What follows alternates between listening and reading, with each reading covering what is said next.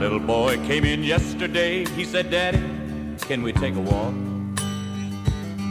Then he asked me how come people laughed at the country way he talked. He said, I wish we lived in the city, then maybe I could have some pride. I'm just getting so doggone tired of being called countrified. Well, I put my arm around his shoulder and said, son, things ain't so bad. When you stop and think about it, the country's given us some of the greatest folks we've ever had. When they needed men to tame the West, it was the country boys who went. While one of them even built the first light bulb, some have even got to be the president. And a country boy was the first to fly, and one went clean to the moon. And a country doctor saved your life, son, when you got sick last June.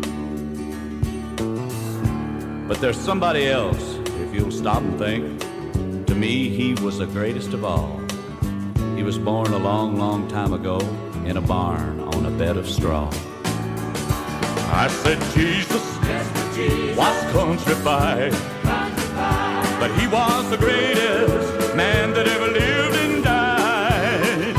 And he lives within my soul and it gives me joy when I remember Jesus was a country boy.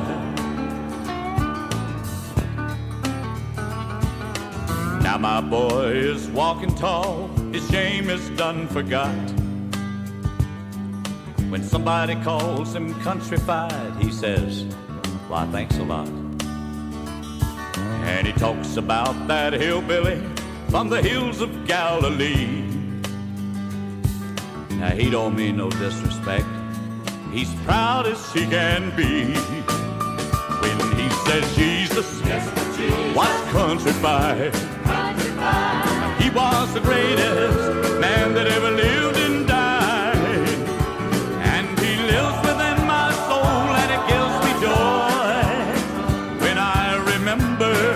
Jesus was a country boy. I said Jesus was countrified, but he was the greatest man that ever lived and died. And he lives within my soul and it gives me joy when I remember Jesus was a country boy.